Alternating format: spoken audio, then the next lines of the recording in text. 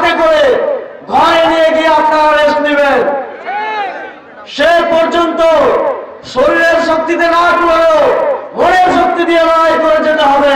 আমরা দেখি কোন কোন রাজনৈতিক দল এখন আমার দেশের কৃষকদের কৃষক কার্ড দেওয়ার কথা বলে, কিন্তু আমরা যদি অতীত অভিজ্ঞতার দিকে তাকাই, আমাদের মুরব্বীরা এখানে আছেন, আপনারা সচক্ষে দেখেছেন, আমরা ইতিহাস পড়ে শিখেছি। বিগত সময়ে তারা যখন ক্ষমতায় ছিল, সারের ন্যায্য দাম পাওয়ার জন্য যখন এদেশের কৃষকরা মাঠে নেমেছিল, সেই কৃষকদেরকে তারা গুলি করে হত্যা করেছিল। মুরব্বীদের মনে আছে না? আমরা দেখেছি যখন বিদ্যুতের জন্য বিভিন্ন এলাকার মানুষজন আন্দোলন করেছিল, তখন সেই মানুষের উপর প্রশাসন গুলি করে তাদেরকে হত্যা করেছিল, শহীদ করেছিল। বাংলাদেশের মানুষ ইতিহাস ভুলে যায় নাই। আপনাদের নানা রঙিন স্বপ্ন, রঙিন কার্ড দিয়ে বাংলাদেশের মানুষ এবার তাদের ভোটাধিকার, তাদের ভোট দেওয়ার সিদ্ধান্ত গ্রহণ করবে না। গত 17 মাসে আপনাদের কার্যক্রম দেখে বাংলাদেশের মানুষ ইতিমধ্যেই প্ল্যান করে ফেলেছে কাকে ভোট দিতে হবে, কাকে ভোট দিতে হবে না। আমরা 11 দলীয় জোটের পক্ষ থেকে স্পষ্ট করেছি, এই জোট নির্বাচিত হলে 1 মাসের মধ্যে আমাদের গণতান্ত্রিক আন্দোলনের সকল শহীদ সহ সর্বশেষ আধিপত্যবাদের বিরুদ্ধে শহীদ শরীফ ওসমান বিন হাদির হত্যার বিচার নিশ্চিত করা হবে।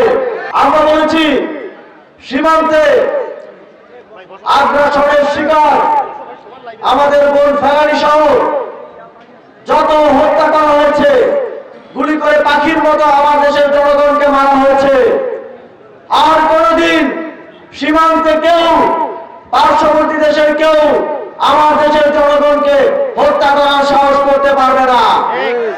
যদি সীমান্তে একটা গুলি হয়, আমরা 2টা গুলির মাধ্যমে তার জবাব দেব। তারা বাংলাদেশের জনগণকে হুমকি দিচ্ছে, যদি এবার ধানের শীষের বাইরে ভোট যায়, তারা নাকি জনগণকে দেখে নেবে, তারা নাকি গোয়েন্দারা ঘিরে রেখেছে। আমরা মিডিয়ার মাধ্যমে দেখতে পাচ্ছি, তারা বলছে একটা ভোট বাইরে গেলে তাকে নাকি দেখে নেওয়া হবে। আমরা এ ধরনের কথা শেখ হাসিনার আমলে শুনতাম। আপনারা 18-24 নির্বাচনে এ ধরনের কথা শুনেন নাই? 24 নির্বাচনের 6 মাস পরে কিন্তু তারা তাদের পরিণতি পেয়ে গিয়েছে। আমরা যখন গ্রামে গঞ্জে যাই, যখন মানুষের সাথে কথা বলি, তখন আমরা তাদের মধ্যে শুনতে পাই, তারাও বলেন যে যদি কেউ আবারও কেন্দ্র দখলের মাধ্যমে, আবারও ভয়ভীতির মাধ্যমে ক্ষমতায় আসার পায়তারা করে, তাহলে তাদের পরিণতিও দিল্লিতে পালিয়ে যাওয়া শেখ হাসিনার মতো হবে। একটি দলের নাকি 4 জন প্রার্থী,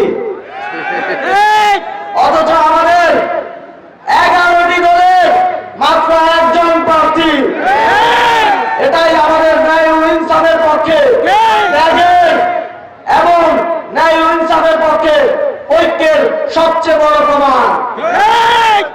তারা কেন 4 জন প্রার্থী হয় জানেন? কারণ তারা তাদের লুটপাটের অধিকার নিশ্চিত করতে চায়। 5ই আগস্টের পরে তারা মানুষের দোকানে দোকানে গিয়ে চাঁদাবাজি করেছে না? তারা মানুষের ব্যবসায়িক প্রতিষ্ঠানে হামলা করেছে না? তারা সংখ্যালঘুদের উপরে চড়াও হয়েছে না? তারা তাদের এই অধিকার নির্বাচনের পরে আরো 5 বছর নিশ্চিত করতে চায়।